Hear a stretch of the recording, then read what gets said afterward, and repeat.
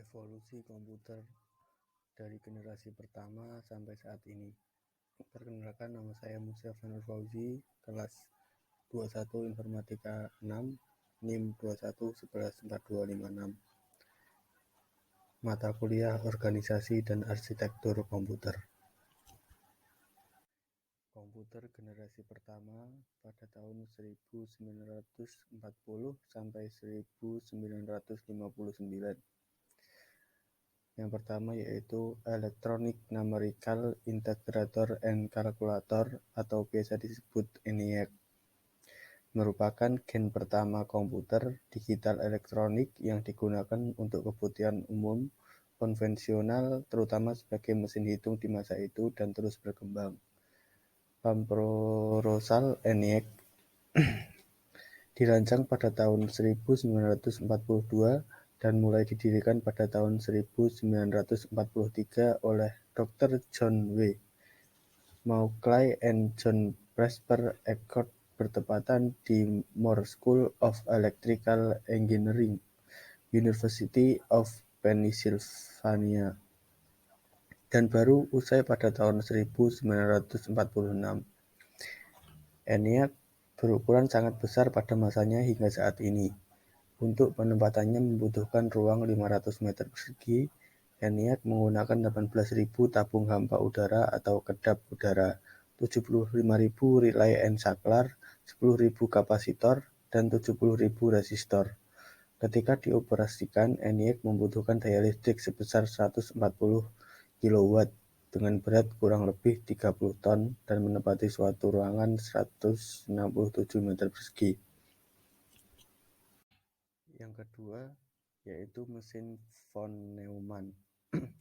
Mesin ini dikembangkan oleh seorang ahli dan ilmuwan matematika yaitu John von Neumann, yang juga merupakan konsultan proyek ENIAC sendiri. Mesin ini dikembangkan mulai tahun 1945 yang memberikan gagasan sebagai storage program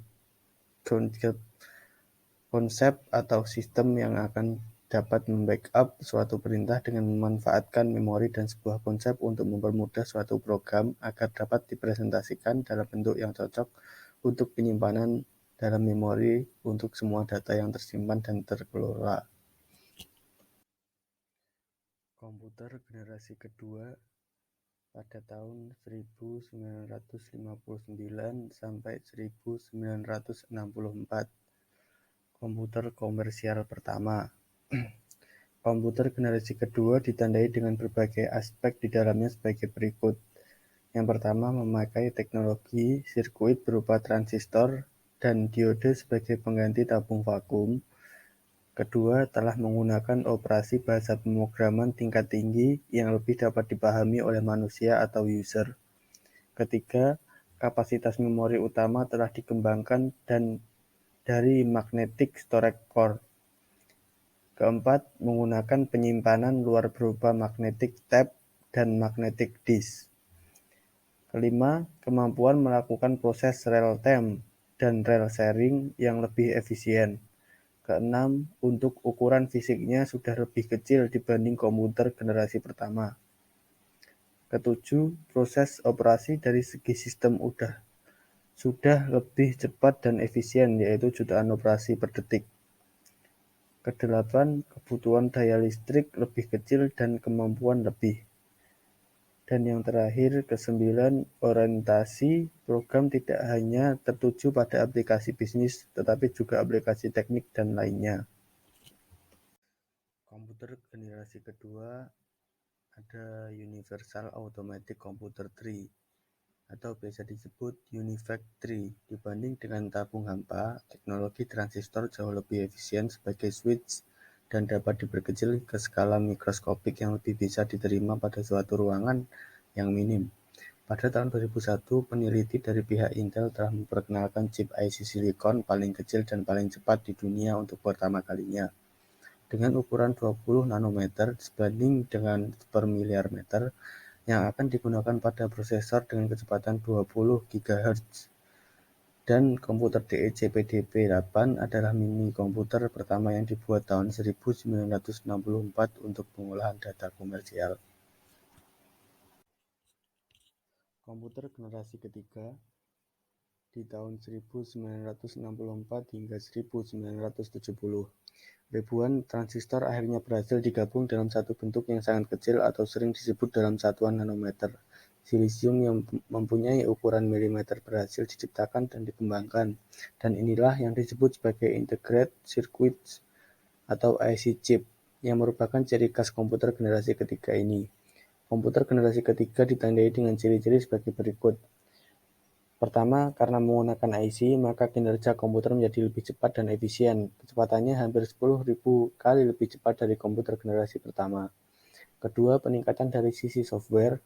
Ketiga, menggunakan media penyimpanan memori luar seperti disket magnetik atau bisa disebut external disk, yang sifat pengaksesan datanya secara acak atau random access atau RAM. Dengan kapasitas besar, jutaan karakter. Keempat, penggunaan listrik lebih hemat dan efisien. Kelima, kemampuan melakukan multiprocessing dan multitasking yang lebih bagus. Keenam, telah menggunakan terminal visual display atau awal mula VGA dan dapat mengeluarkan suara. Ketujuh, harganya semakin murah dengan kemampuan yang lebih dan efisien. Yang terakhir, kedelapan, kemampuan melakukan komunikasi dengan komputer lain atau telekomunikasi. Komputer generasi keempat.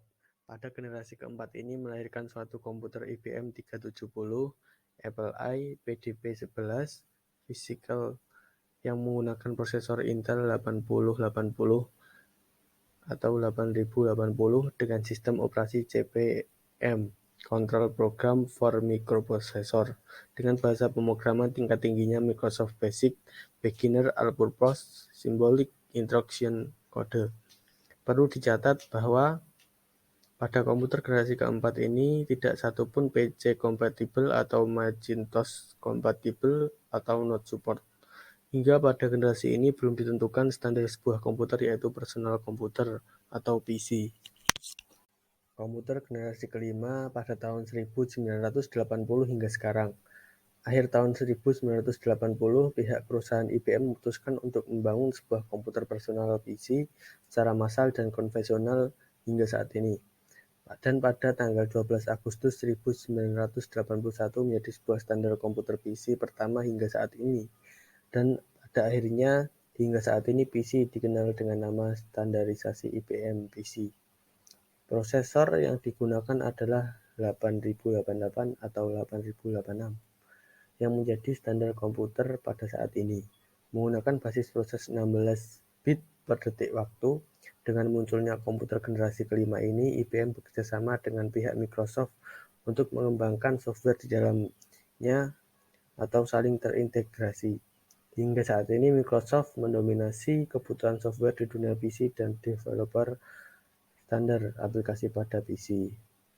Terima kasih. Berikut presentasi saya mengenai evolusi perkembangan komputer dari tahun pertama hingga tahun kelima.